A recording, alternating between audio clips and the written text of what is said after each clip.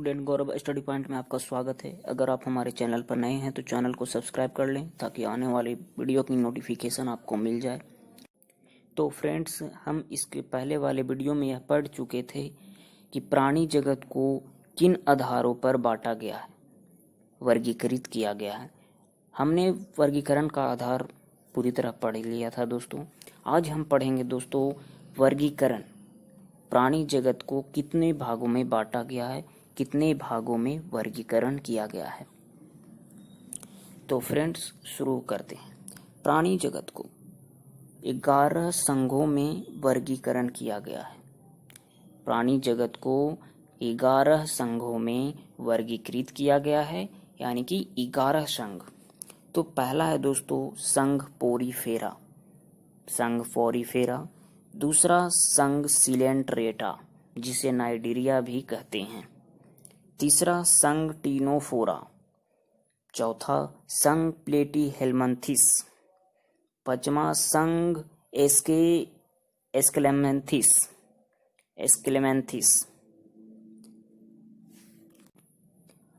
और पांचवा है दोस्तों संघ एस्क्लेमेंथिस। छठा है संघ एनेलिडा।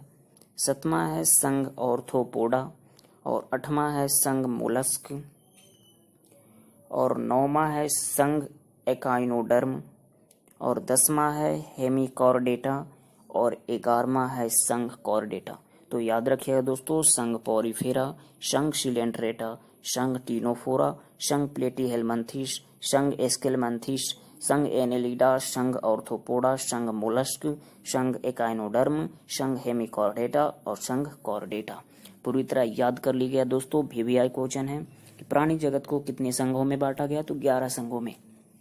तो आगे चलते हैं दोस्तों, संघ पोरीफेरा के बारे में पहले पढ़ते हैं। तो दोस्तों बात करते हैं संघ पोरीफेरा के बारे में। इस संघ के प्राणियों को सामान्यतः स्पंज कहते हैं। इस संघ के प्राणियों को सामान्यतः स्पंज कहते हैं। यानी कि दोस्तों, अगर एग्जाम में, कोई भी एग्जाम में आए, जैसे नीट में, 11th में एग्जाम में आते हैं कि स्पंज किस संघ के प्राणियों को कहा जाता है, तो आपको बताना है पोरीफेरा। पोरीफेरा संघ के प्राणियों को सामान्यतः स्पंज कहते हैं। ये लवणीय एवं असममितीय होते हैं। अगर आप दोस्तों पिछले वाले वीडियो नहीं पढ़े हैं, पार्ट 1 नहीं पढ़े हैं, प्राणी जगत के पार्ट 1 नहीं पढ़े हैं, तो आपको ये चीज समझ में नहीं आएंगे। इसलिए आप पिछले वाले वीडियो जरूर देख लें दोस्तों, पढ़ लें दोस्तों, तभी ये समझ में आएंगे। ये लवणीय एवं असममितीय होते हैं। इनमें अधिकांश समुद्र में पाए जाते हैं। ये बहुकोशिकीय जंतु हैं दोस्तों, यानी कि बहुत कोशिका वाले होते हैं। इनका शरीर संगठन कोशिकीय स्तर का होता है। इनका जो शरीर संगठन होता है वो कोशिकीय स्तर, यानी कि सिर्फ कोशिका के ही बने होते हैं, कोशिकीय स्तर का होता है। स्पंजों में जल परिवहन तथा नाल तंत्र पाया जाता है। यानी कि पोरीफेरा संघ के प्राणियों में जल परिवहन, यानी कि जल का आवागमन तथा नाल तंत्र मौजूद होता है, उपस्थित होता है। जल सूक्ष्म रंध्र ऑस्टिया द्वारा शरीर के केंद्रीय स्पंज गुहा में प्रवेश करता है। जल सूक्ष्म रंध्र ऑस्टिया द्वारा शरीर की केंद्रीय स्पंज गुहा में प्रवेश करता है। जल कहाँ प्रवेश करता है दोस्तों? स्पंज गुहा में प्रवेश करता है। तथा बड़े रंध्र ऑस्कुलम द्वारा बाहर निकलता है। और बड़े रंध्र ऑस्कुलम द्वारा बाहर निकलता है, यानी कि जल जो होता है वो बड़े रंध्र ऑस्कुलम द्वारा बाहर निकलता है। समझ आ रहे हैं दोस्तों? जैसे जल अंदर घुसा, स्पंज गुहा में गया, उसके बाद बाहर निकला दोस्तों, ऑस्कुलम द्वारा बाहर निकलता है। जल परिवहन का यह रास्ता भोजन जमा करने, श्वसन तथा अपशिष्ट पदार्थों का उत्सर्जित करने में सहायक होता है। जल परिवहन का यह जो रास्ता होता है दोस्तों, भोजन जमा करने में, यानी कि बचाने में, श्वसन तथा अपशिष्ट पदार्थों को बाहर निकालने में सहायक होता है। आगे बढ़ते हैं दोस्तों। कोशिकाओं में पाचन होता है, यानी कि पाचन कहाँ होता है, तो कोशिकाओं में होता है। कंकाल शरीर को आधार प्रदान करता है, यानी कि शरीर कंकाल से बना होता है, जो कंटिकाओं तथा स्पंजिन तंतुओं का बना होता है। यानी कि कंकाल किससे बना होता है दोस्तों? स्पंजिन तंतुओं एवं कंटिकाओं से कंकाल बना होता है। स्पंज प्राणी में नर तथा मादा पृथक नहीं होते हैं। स्पंज प्राणी में नर तथा मादा अलग अलग नहीं होते हैं दोस्तों, एक ही में नर तथा मादा होती है। यानी कि ये उभयलिंग सराई होते हैं, यानी कि उभयलिंगी होते हैं दोस्तों। अंडे तथा शुक्राणु दोनों एक ही द्वारा बनाए जाते हैं, एक ही के द्वारा ही बनाए जाते हैं। इसमें अलैंगिक जनन, स्पंजों में दोस्तों पोरिफेरा जगत में जो प्राणी आते हैं, इनमें अलैंगिक जनन विखंडन द्वारा तथा लैंगिक जनन युग्मकों द्वारा होता है। निषेचन आंतरिक होता है तथा परिवर्धन अप्रत्यक्ष होता है। उदाहरण में दोस्तों साइकन, जिसे साइफा भी कहते हैं, अस्पांजिला, जिसे स्वच्छ जलीय स्पंज भी कहते हैं, तथा यूजस्पंजिया, जिसे बाथ स्पंज भी कहते हैं आदि। ये सभी जो जीव आते हैं दोस्तों, सभी पोरिफेरा जगत में आते हैं, संघ पोरिफेरा में आते हैं। तो दोस्तों पोरिफेरा पूरी तरह कंप्लीट हो गई। अब चलते हैं दूसरा संघ में दोस्तों, जिसका नाम है सिलेंट्रेटा, संघ सिलेंट्रेटा, जिसे नाइडेरिया भी कहते हैं। याद रखिएगा दोस्तों, अगर एग्जाम में आएगा संघ सिलेंट्रेटा का दूसरा नाम क्या है, तो नाइडेरिया है। तो बात करते हैं सिलेंट्रेटा के बारे में। ये जलीय, अधिकांशतः समुद्री, स्थावर अथवा मुक्त तैरने वाले सममिति प्राणी हैं। यानी कि ये जलीय, समुद्र में रहने वाले दोस्तों, यानी कि बिना तैरे हुए ये समुद्र में रहते हैं दोस्तों। ये जलीय, अधिकांश समुद्री, स्थावर अथवा मुक्त तैरने वाले सममिति प्राणी हैं। सममिति का मतलब आप लोग पहले वीडियो में पढ़ चुके हैं, इसके पहले वाले वीडियो में। नाइडेरिया नाम इनकी दंश कोशिका नाइडोब्लास्ट या निमेटोब्लास्ट से बना है। नाइडेरिया जो शब्द है, नाइडेरिया जो नाम पड़ा, इनमें नाइडोब्लास्ट या निमेटोब्लास्ट से बना है। नाइडेरिया में उत्तक स्तर का संगठन होता है। नाइडेरिया में उत्तक स्तर का संगठन होता है दोस्तों। इनके प्राणियों में केंद्रीय जठर संवहनी गुहा पाई जाती है। इनके प्राणियों में, सिलेंट्रेटा के प्राणियों में दोस्तों, केंद्रीय जठर संवहनी गुहा पाई जाती है, जो अधोमुख पर स्थित मुख द्वारा खुलती है, जो अधोमुख पर स्थित मुख द्वारा खुलती है। इनमें कैल्शियम कार्बोनेट से बना कंकाल पाया जाता है। इनका जो शरीर होता है दोस्तों, वो कैल्शियम कार्बोनेट के बने हुए कंकाल से बना होता है इनका शरीर, यानी कि इनका शरीर कैल्शियम कार्बोनेट से बना होता है। इनका शरीर दो आकारों, पालिप तथा मेडूसा से बनता है। इनका जो आकार होता है वो पालिप तथा मेडूसा से ढांचा तैयार होता है, मेडूसा से बनता है।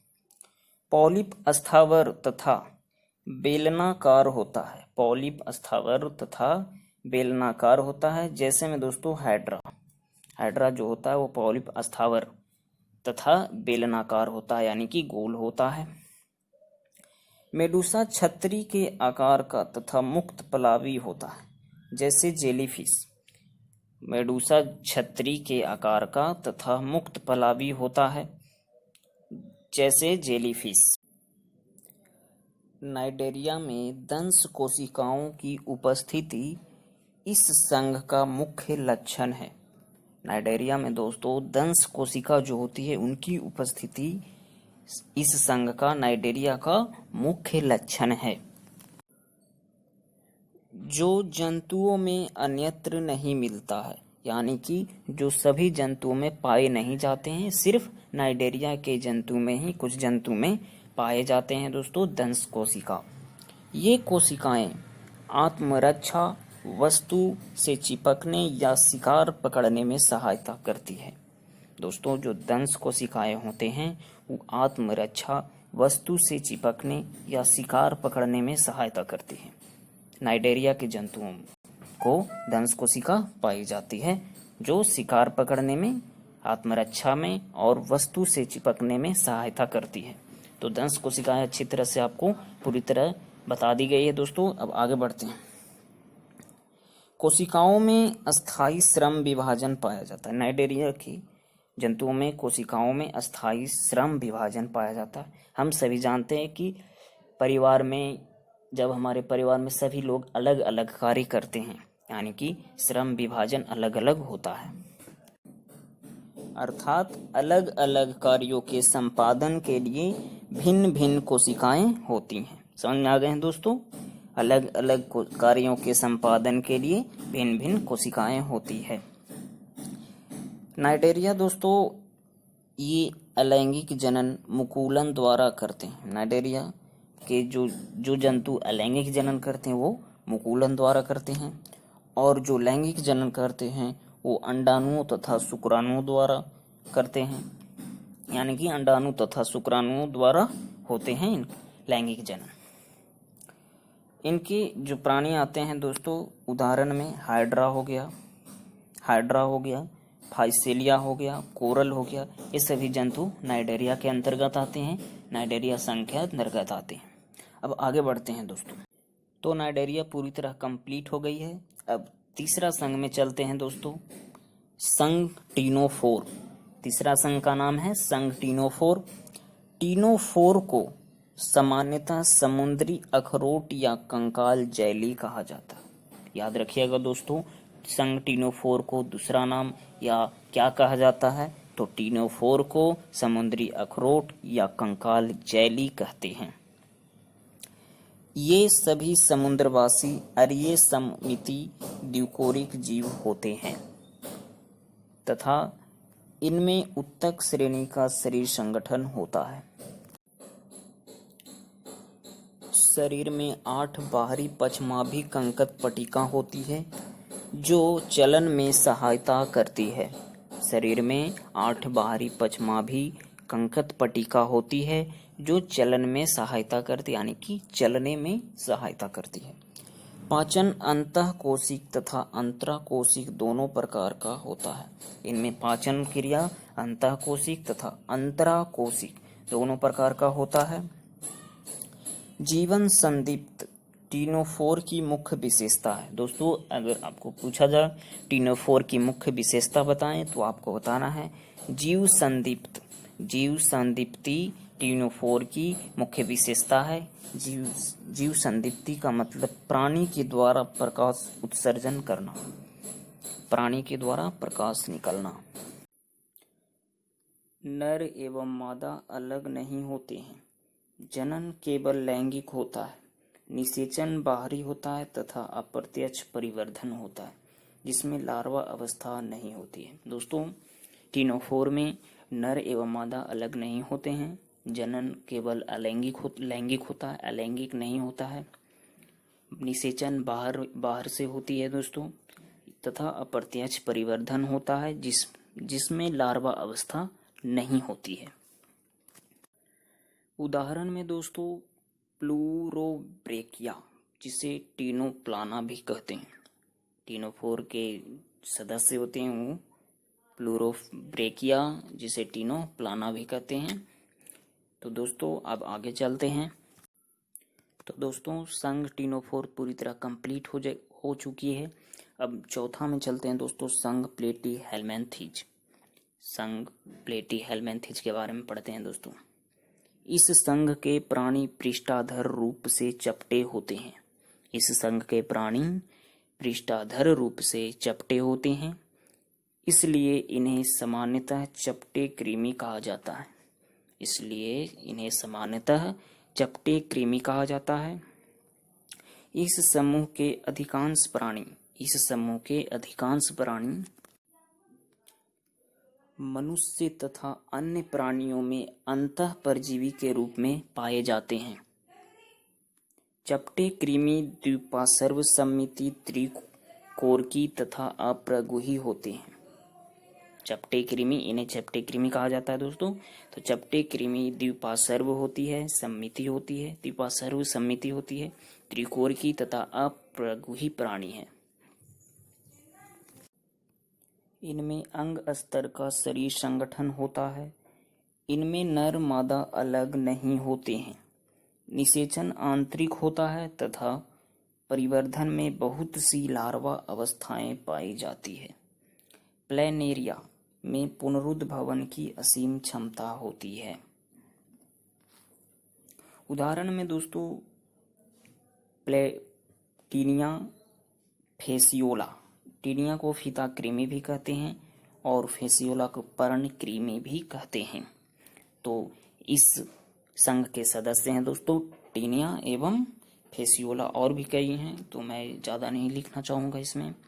अब ये भी कंप्लीट हो गई है दोस्तों। अब आगे चलते हैं। अगला है दोस्तों संघ एस्केलेमिंथिज, जिसे गोल कृमि भी कहते हैं। एस्केलेमिंथिज प्राणी अनुप्रस्थ काट में गोलाकार होते हैं। अनुप्रस्थ काट मतलब आप जानते होंगे। एस्केलेमिंथिज प्राणी अनुप्रस्थ काट में गोलाकार होते हैं, अतः इन्हें गोल कृमि कहते हैं।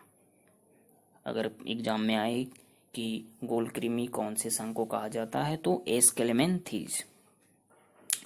ये मुक्तजीवी जलीय अथवा स्थलीय तथा पौधे एवं प्राणियों में परजीवी भी होते हैं। ये मुक्तजीवी जलीय अथवा स्थलीय तथा पौधे एवं प्राणियों में परजीवी भी होते हैं। ये द्विपार्श्व सममिति त्रिकोरकी, ये द्विपार्श्व सममिति त्रिकोरी तथा फुट प्रगुही प्राणी होते हैं। इनका शरीर संगठन अंग तंत्र स्तर का होता है। इनका शरीर संगठन अंग तंत्र स्तर का होता है।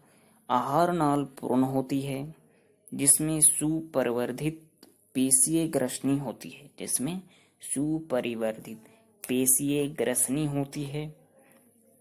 उत्सर्जन नाल शरीर से अपशिष्ट पदार्थों को उत्सर्जन रंध्र के द्वारा बाहर निकालती है। उत्सर्जन नाल यानी कि बाहर निकालने वाला नाल शरीर से अपशिष्ट पदार्थों को बाहरी रंध्र के द्वारा बाहर निकालती है। उत्सर्जन रंध्र, जो निकालने वाला रंध्र होते हैं उसके द्वारा बाहर निकालती है। नर तथा मादा एक लिंगी होते हैं, एक लिंगाश्री होते हैं। प्रायः मादा नर से बड़ी होती है। याद रखिएगा दोस्तों, प्रायः मादा नर से बड़ी होती है। इस संघ में मादा नर से बड़ी होती है। निषेचन आंतरिक होता है तथा परिवर्धन प्रत्यक्ष होता है। प्रत्यक्ष अथवा अप्रत्यक्ष होता है। प्रत्यक्ष का मतलब शिशु वयस्क के समान, जैसे आदमी में होते हैं दोस्तों, मनुष्य में होते हैं। और अप्रत्यक्ष लार्वा अवस्था में, जैसे मेढक वेढक होते हैं ना, लार्वा के रूप में जन्म देते हैं, उस तरह होता है दोस्तों। उदाहरण में दोस्तों एस्केरिस, जिसे गोल कृमि कहते हैं। ऊचेरेरिया, जिसे फाइलेरिया कृमि कहते हैं। एनसाइलोस्टोमा, जिसे अंकुश कृमि कहते हैं। याद रखिएगा दोस्तों। ये संघ भी कंप्लीट हो गई है। अब अगले संघ में चलते हैं दोस्तों। तो दोस्तों संघ पोरीफोरा, संघ सिलेंट्रेटा, संघ टीनोफोरा, संघ प्लेटीहेलमिंथिस, संघ एस्केलेमिंथिस, ये पांचों हमने इस वीडियो में कंप्लीट करा दिए हैं दोस्तों। अब अगले वीडियो में हम संघ एनेलिडा, संघ ऑर्थोपोडा, संघ मोलस्क, संघ एकाइनोडर्म, संघ हेमिकॉर्डेटा, संघ कोरेटा, ये 6 अगले वीडियो में हम बताएंगे दोस्तों। तो दोस्तों वीडियो अच्छा लगा हो तो लाइक करें, चैनल को सब्सक्राइब कर लें और 2 ग्रुप में शेयर जरूर करें और कमेंट करें दोस्तों, जो भी आपको समझ में नहीं आया हो वीडियो कैसा लगा ये भी कमेंट करें। तो मिलते हैं अगले वीडियो में पार्ट 3 के साथ।